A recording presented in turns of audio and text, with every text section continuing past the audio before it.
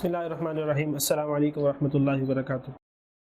ناظرین کرام، پروگرام آپ کے مسائل ان کا شرعی حل، ہم حاضر ہیں آپ کے سوالات کے جوابات لے کر۔ ہمارے ساتھ موجود ہیں مفتی محمد لقمان امین صاحب، جو کہ استاد الحدیث ہیں جامعہ عثمانیہ آسٹریلیا مسجد کے اور رئیس مفتی ہیں دارالافتاء عثمانیہ کے۔ ان کے ساتھ موجود ہیں مفتی محمد اسامہ زہدی صاحب، جو کہ استاد الحدیث ہیں جامعہ عثمانیہ آسٹریلیا مسجد کے، نائب مفتی ہیں دارالافتاء عثمانیہ کے۔ ان کے ساتھ موجود ہیں مفتی محمد نعیم نقشبندی صاحب، جو کہ استاد الحدیث ہیں مدرسہ عثمانیہ للبنات کے اور مفتی ہیں دارالافتاء عثمانیہ کے۔ آئیے آپ کے سوالات کی طرف چلتے ہیں۔ ہمارا پہلا سوال مفتی محمد لقمان امین صاحب سے ہے۔ مفتی صاحب جلال الدین گجرانوالہ سے سوال کرتے ہیں، اگر کوئی بندہ سپلیمنٹ یعنی جسم کو طاقت پہنچانے والی ادویات بیچتا ہے اور وہ 2 نمبر اور مضر صحت ہو اور لوگوں کو اصلی بتا کر بیچتا ہو تو کیا اس سے حاصل ہونے والی رقم حلال ہوگی؟ بسم اللہ الرحمن الرحیم۔ دیکھیے، خرید و فروخت کے لیے سامان میں غلط بیانی کر کے سامان بیچنا، لوگوں کو دھوکہ دے کر سامان بیچنا، یہ تو ہماری شریعت میں سخت گناہ ہے۔ رسول اللہ صلی اللہ علیہ وسلم کا ارشاد ہے، من غشنا فلیس منا۔ جس آدمی نے کسی چیز میں ملاوٹ کی، غلط چیز بیچی، یعنی چیز کی صفت درست بیان نہیں کی، کمزور چیز کو اچھا بیان کیا، ناقص کو کامل بیان کیا اور اس طرح چیز کو فروخت کیا، یہ آدمی ہم میں سے نہیں ہے۔ یہ ایک عمومی حکم ہے، اور جب کسی ایسی چیز میں یہ حکم شامل ہو جائے جو چیز انسان کی صحت کے ساتھ جس کا تعلق ہو، جیسے سوال میں پوچھا گیا، ایسی ادویات جو لوگ اپنی صحت کی بہتری کے لیے استعمال کرتے ہیں، جب صحت کے لیے بیچی جانے والی چیزوں میں بھی ملاوٹ کی جائے تو اس جرم کا جو ارتکاب کرنے والا آدمی ہے وہ بڑے گناہ کا مرتکب ہے۔ عام طور پر بھی کوئی چیز اگر کوئی آدمی بیچتا ہے ملاوٹ کر کے تو وہ بھی غلط ہے، لیکن جب کوئی کھانے کی چیز اور کھانے میں بھی صحت کے لیے جو کھائی جانے والی چیزیں ہیں ان میں ملاوٹ کرتا ہے اور غلط چیز بیچتا ہے تو شرعی اعتبار سے یہ بہت بڑا جرم ہے، اور اللہ کے نبی صلی اللہ علیہ وسلم نے تو ایسے آدمی کو اپنی امت سے خارج قرار دیا۔ اس کا مطلب یہ تو نہیں ہے کہ وہ آدمی مسلمان نہیں ہے، لیکن یعنی یہ تنبیہ کی جا رہی ہے، سرزنش کی جا رہی ہے کہ اس آدمی کا عمل اتنا برا ہے کہ یہ مسلمانوں والا عمل نہیں ہے۔ اس لیے ایسے شخص کو توبہ کرنی چاہیے ایسی چیزیں بیچنے سے، اور کمائی بہرحال اس کی حرام کا لفظ اس پر بولنا تو اس لیے غلط ہے کیونکہ وہ کوئی ناپاک چیز تو نہیں بیچ رہا، حلال چیز ہے، پاک چیز ہے، لیکن بہرحال مشکوک کمائی ہے اس آدمی کی کہ جیسی چیز بیچ رہا ہے ویسی حقیقت میں وہ ہے نہیں، یعنی جیسی بتا رہا ہے ویسی ہے نہیں، تو اس لیے دھوکے والی کمائی ہے، یہ فراڈ والی کمائی ہے، تو مشکوک کمائی ہے اس شخص کی۔ ہمارا اگلا سوال مفتی محمد اسامہ زہدی صاحب سے ہے۔ مفتی صاحب حمید اللہ پشاور سے سوال کرتے ہیں کہ جنابت کے بعد غسل اور عام روٹین کے غسل کرنے میں کیا فرق ہے؟ نیز کیا واش روم میں ننگے بدن غسل کرنے کے بعد وضو دوبارہ کرنا ہوگا؟ بسم اللہ الرحمن الرحیم۔ بنیادی طور پر غسل میں 3 فرائض ہے: کلی کرنا، ناک میں پانی ڈالنا، اور پورے جسم پر پانی اس طرح بہانا کہ بال برابر جگہ خشک نہ رہے۔ اب عام غسل، اس میں اگر کسی فرض کی رعایت نہ کی گئی تو کوئی حرج نہیں ہے، لیکن جو جنابت کا غسل ہے اس میں 3 فرائض کی رعایت ضروری ہے۔ اگر کوئی ایک فرض بھی رہ جائے تو غسل نہیں ہوگا اور وہ بندہ اسی طرح جنابت کے ساتھ برقرار رہے گا۔ تو یہ فرق ہے۔ جہاں تک دوسرا سوال ہے، ظاہر بات ہے اس کو دوبارہ وضو کرنے کی ضرورت نہیں ہے، غسل کے ساتھ وضو بھی ہوگی۔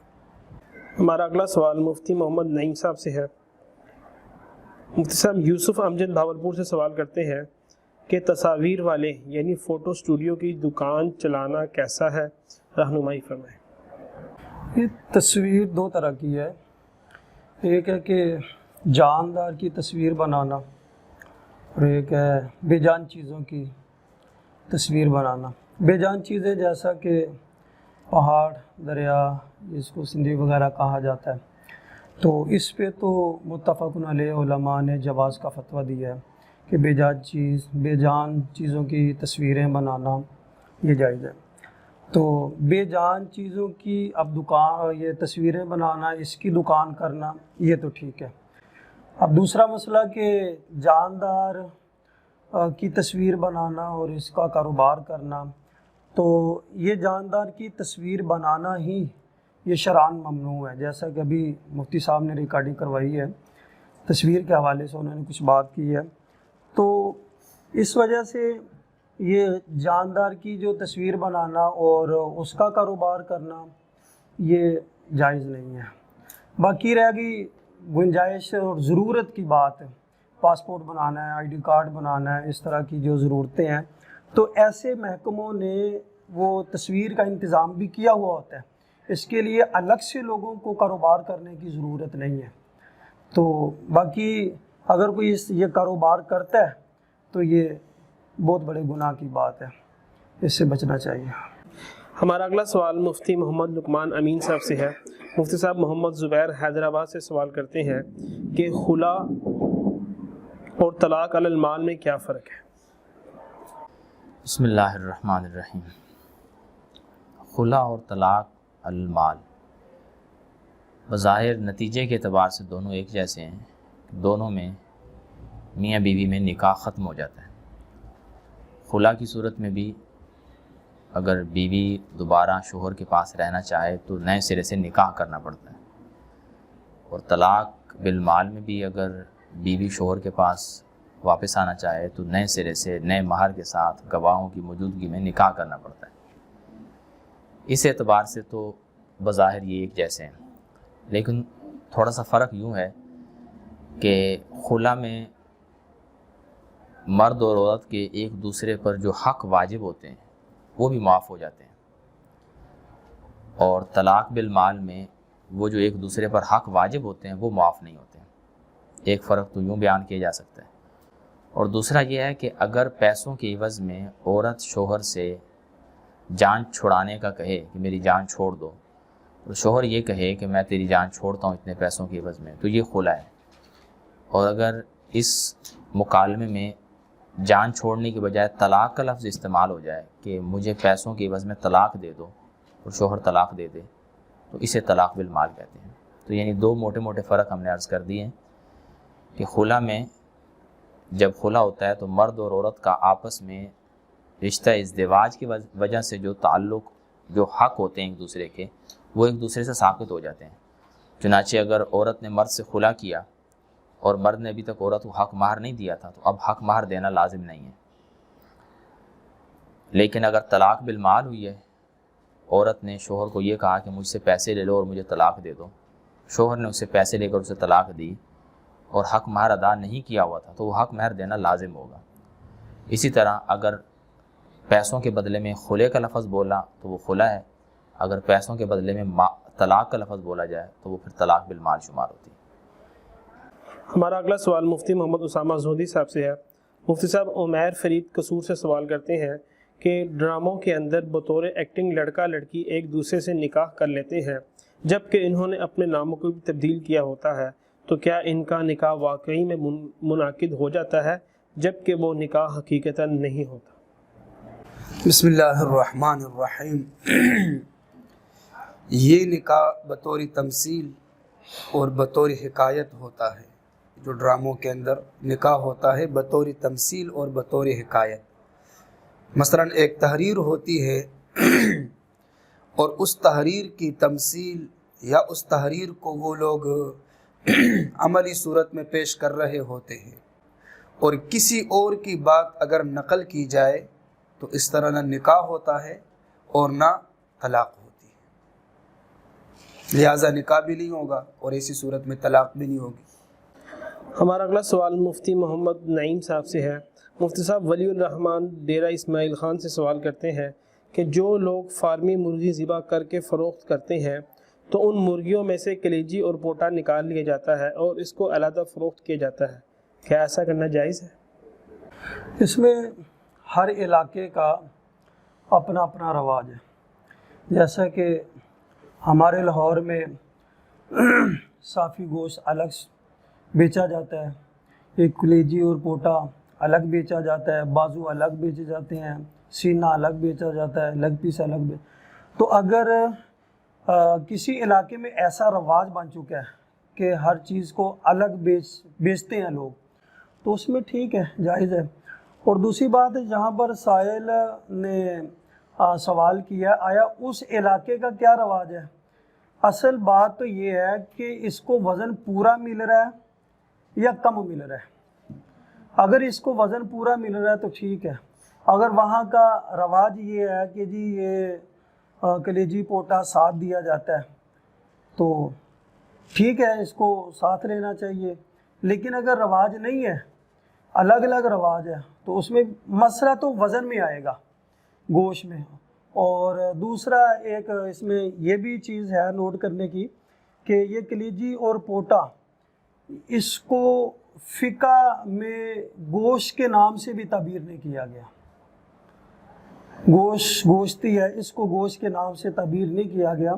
ہاں، سائل کو اگر وزن پورا نہیں ملتا تو اس میں ہے کہ قرآن کریم میں ویل للمطففین کے ناپ تول میں کمی کرنے والوں کے لیے جو نا وہ تباہی اور ہلاکت ہے، کہ وہ اس کو یہ شو کرتے ہیں کہ جی اس کا وزن پورا ہے، اور کلیجی پوٹے کے بدلے میں اس کا وزن کم کر لیتے ہیں۔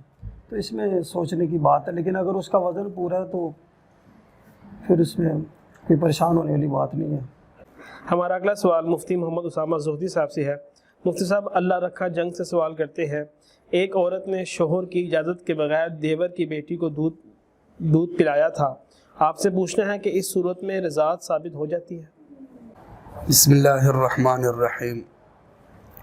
شرعی مسئلہ یہ ہے کہ اگر کسی عورت نے کسی بچے کو 2.5 سال کے اندر دودھ پلایا تو پھر یہ عام ہے، چاہے اس نے قصداً پلایا ہو، عمداً پلایا ہو، نسیاناً پلایا ہو، غلطی سے پلایا ہو، تمام صورتوں میں رضاعت ثابت ہو جائے گی۔ اور رضاعت کے مسئلے میں شوہر کی اجازت کوئی ضروری نہیں ہے، ویسے ہی رضاعت ثابت ہو جاتی ہے دودھ پلانے کے ساتھ۔ ہمارا اگلا سوال مفتی محمد نعیم صاحب سے ہے۔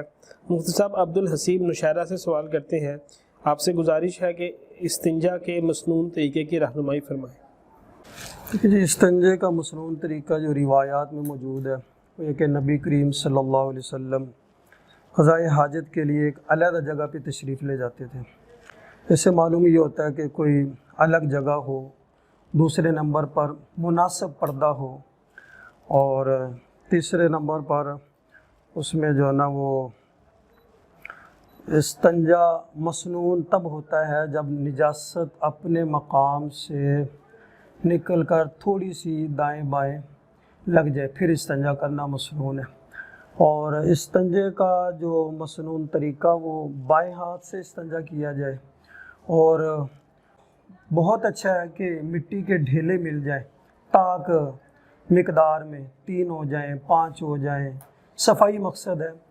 اور مٹی کے ڈھیلے بھی استعمال کر لیے جائیں، پانی بھی استعمال کر لیا جائے، تو ایسے لوگوں کی جو نا وہ تعریف کی گئی ہے، رجال یحبون ان یتطہروا واللہ یحب المطہرین، کہ جو مٹی کے ڈھیلے بھی استعمال کرتے ہیں اور پانی بھی استعمال کرتے ہیں، ایسے لوگوں کو تعریف سے یاد کیا گیا ہے۔ تو اور موسم کے مطابق کتابوں میں یہ بات لکھی ہے کہ ہاتھ کو جو ہے نا وہ استنجا کرتے وقت آگے سے بھی استنجا کیا جا سکتا اور پیچھے سے بھی استنجا کیا جا سکتا موسم کے مطابق۔ یہ مختصر استنجا کا مسنون طریقہ۔ بہت بہت شکریہ مفتی صاحب۔ ناظرین محترم، یہ تھے آپ کے آج کے سوالات کے جوابات۔ انشاءاللہ آپ کے بقیہ سوالات کے جوابات لے کر پھر حاضر ہوں گے۔ تب تک کے لیے ہمارے ادارے جامعہ عثمانیہ کو، ان کے تمام اراکین کو اور اس کی تمام ٹیم کو دعاؤں میں یاد رکھیے گا۔ اللہ حافظ۔